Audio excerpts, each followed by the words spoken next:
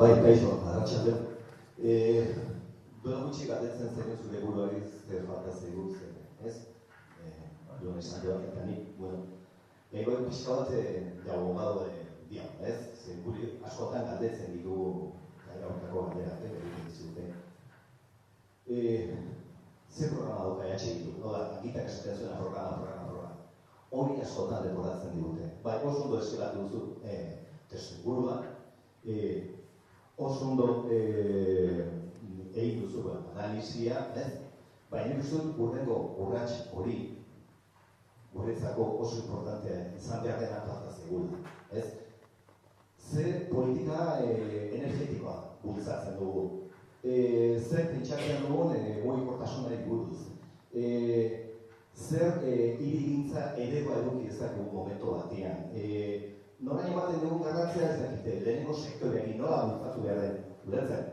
Erotako gauzak nik uste dut, falta zaizkigula oraindik egiteko, eta benetan esatezut askotan leporratzen dutela. EH Bilduk zer eskaintzen duen desberdina dena, bestekiko diferente egiten dioa, ez?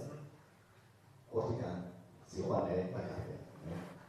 Ba, eta guzti zagoz nago, nola baitere, guk askotan egiten duguna aipamena da, egoerari erreparatuta, hau da, ez? Ba, jendarte beldurtiak eta beldurraren pean eraiki du neoliberalismoa, eta jendeak ziurtasun ezan bizi da. Horrez esan nahi du, adibidez, gazte belaunaldiari esan zaiola, zuk esperizatzen baduzu, ikasten baduzu masterrak, masterrakoen biagoen dira, masterrak importante. Masterrak egiten badituzu, zure bizitzan ukiko duzu ziurtasun batzuk, eta da, ukiko duzu zure etxea, zure familia, zure familia mota izan da, zure lan eta guzti hori desagertu, krisi finantzieroak guzti horrekin bukatu egin. Barrun dago, sekulako ziurtasun ezan. Klase ertaina, ez? Eta klase ertaina azkenean autopercepzio bat da. Ez da, mundu guztiari galetzen dutenean, zu ze klasetan sartu zu ertaina, dago langile klaserik. Denak dira ertaineko klasea. Baina hori autopercepzio bat da, eta autopercepzio hori zein da. Da pentsatzea, gure seme-alabek, gu baino hobeto biziko direla, eta gu eskala sozialean jugu berda egotzen. Krisi finantzieroak hori guztiak pikutan egiari du. Eta hori ziztalatu du, beldurra, jendeak ez dakit lanik irudiko du, bere semana bajun beharko diren, lana egongo den, eta gainera, ermugan ez dut honetan dramatikoa jarri nahi, baina hor urte batzuetara krisi berri bat ikusten da, eta lehenengo zantzuak ikusten dira. Orduan, ze eskaintzen dute batzuk horren aurrean? Pero ze eskaintzen dut ziurtasuna. Nerekin gauza funtzionatzen duten. Nerekin langabezi tasa txikiagoa da. Euskal Herrian zati honetan soldatak handiagoa dira. Zer desagertarazten du relato guzti horretatik PNV? Hemen soldatak hobeak dira, beste movimendu sindikal potente badagoelako, 5 greba orokor egin direlako. Hemen turistifikazioa izan da askoz txikiagoa edo pasatiagoa ez da izan, ezker independentista potente bat egon delako. Zer esan nahi dut horrekin? Bere ziurtasuna planteatzen dut ez. Ni badaka lagun bat kartzelara esaten diana. Ana dagoz horretzat. Zu zaude banku batean, herri batean, eta gero dago PNVkoa beste banku batekin. Zuk ez duzu korbatari jartzen, bera bai. Zu oso jatorra zer. Badakite ez duzula liburu irakurtu. Badakite gauztarrarik ez duzula egin, baina nork ematen dio ziurtasuna bere edoari. Orduan, bere dirua horrela emango du. Horrekin zer esan nahi du. Independentismoa behar du think tank kolektibo bat, proiektu solvente bat eskaintzeko herri. Eta hori egingo du. Hori martxan dauka, hasieran daude. Zergatik, gu behar dugulako herri hori esplikatu zein da transizio energetikoa, zein transizio energetiko planteatzen diogu.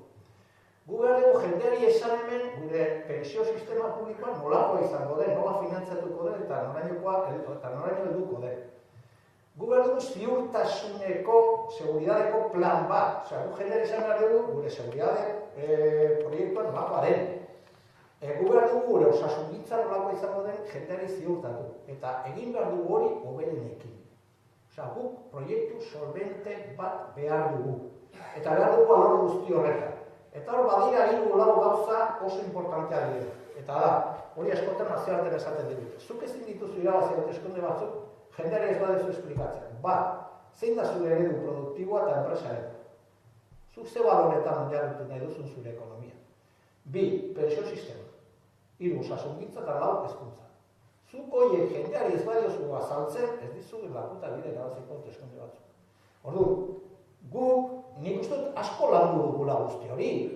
Batzutan ere, ematen dugu irudia da, ezker independentistak herri honek, guzti hori landu dugu. Orain behar dugu hori jantzi. Eta ez gu badakagu pentsio sistema batetarako proposamen bat. Eta badugu jende aditu horretarako. Eta orkestuko dizugu zeintzu dira.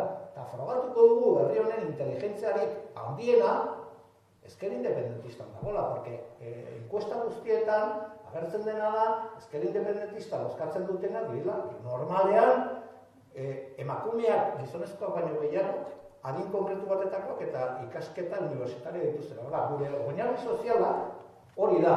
Eta nik, eta ez badugu egiten, etorreko nahi zendare bida kritika jasotzea.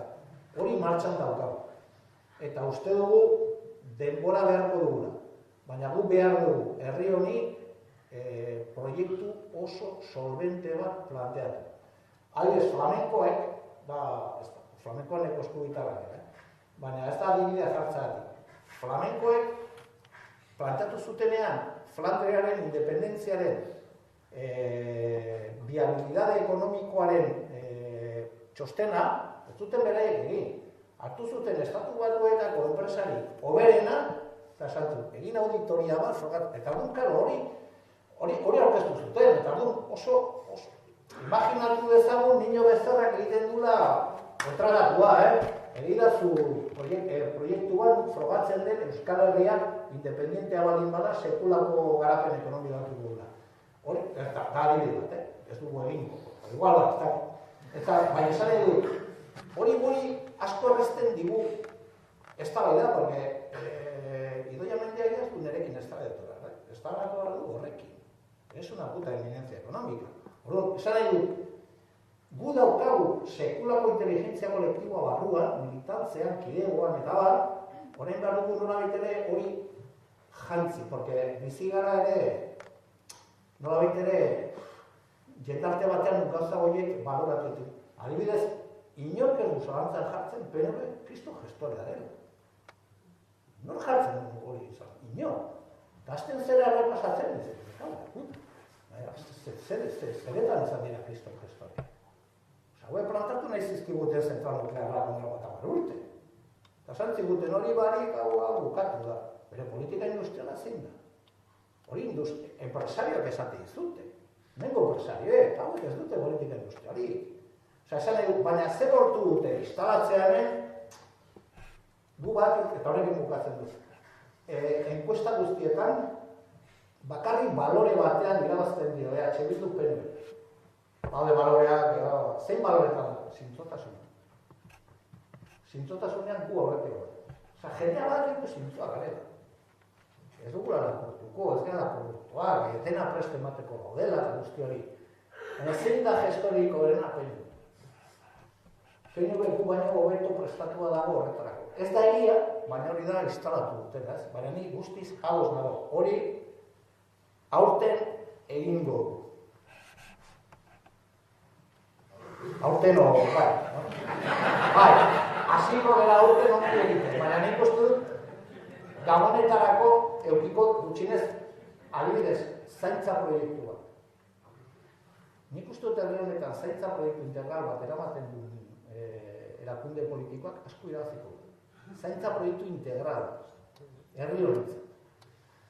Baina hori egin behar dute, dakitenak. Gu oro jakinea geha. Baina badira gauza batzuk, egin behar dutena dakitenak. Eta atera behar dira kanpora dakitenak. Eta esan, hau horrela egin daiteke eta bat. Eta hori deitu digu zintan bat martxan daukago, martxan jartzen.